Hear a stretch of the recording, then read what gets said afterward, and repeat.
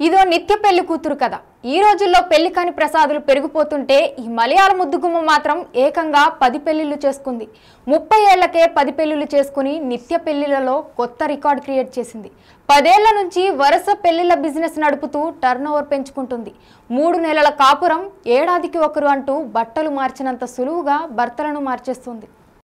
ఈమెది కేరళ, ఉండేది ఎర్నకులం పెరూరు. పేరు రేష్మ. 10 ఏళ్లలో 10 పెళ్లిళ్లు చేసుకుంది.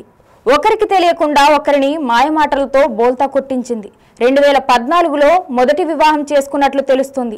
ఆ తరువాత 2022లో సోషల్ మీడియాలో పరిచయమైన వైకోం వాసిని పెళ్లి చేసుకుంది. ఆ తరువాత రైలు ప్రయాణం చేస్తూ పరిచయమైన అంగమాలికి ప్రాంతానికి చెందిన వ్యక్తిని ప్రేమించి పెళ్లి చేసుకుంది.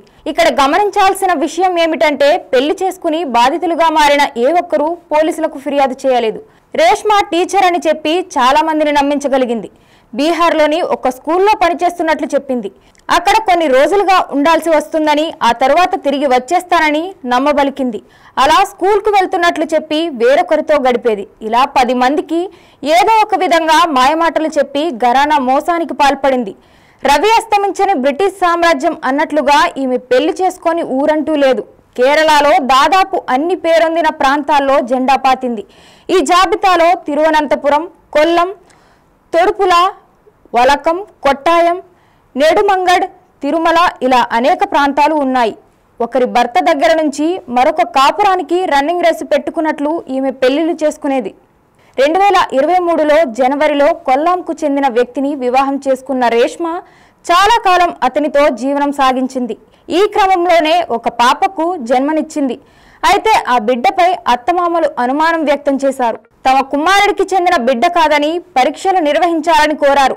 దీంతో అసలు బండారం బయటపడింది. అయితే దాదాపు 11 ఏళ్లుగా సాగిస్తున్న ఈ వ్యవహారంపై ఎవరికీ ఎలాంటి అనుమానాలు రాకుండా జాగ్రత్త పడింది. ఇప్పటి వరకు ఈమెపై ఎలాంటి కంప్లైంట్స్ నమోదు కాలేదని చెప్పారు పోలీసులు. అయితే ఈమె ఇలాంటి చర్యలకు ఎందుకు పాల్పడిందన్న అనుమానాలు తలెత్తుతున్నాయి. అలాగే రేష్మ పెళ్లి చేసుకున్న భర్తల కుటుంబాలతో మంచి అనుబంధాన్ని కలిగి ఉన్నట్లు తెలుస్తుంది. పోలీసులు ఈమె కేసు దర్యాప్తులో భాగంగా ఆ కుటుంబ సభ్యులతో టచ్లో ఉన్నారు. అందంగా కనిపించే అబ్బాయిలను ఎరవేయడం, పెళ్లి చేసుకుని కొంతకాలం జీవనం సాగించడం, ఆ తరువాత ఉద్యోగం పేరుతో వేరొకరితో సహజీవనం చేయడం ఈమె జీవన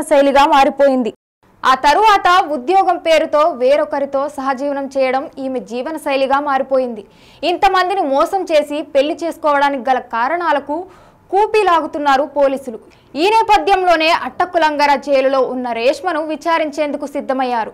ఈ ఘటనపై విచారణ జరిపేందుకు రేష్మను కస్టడీకి ఇవ్వాలని నేడు కోర్టులో పోలీసులు పిటిషన్ దాఖలు చేయనున్నారు.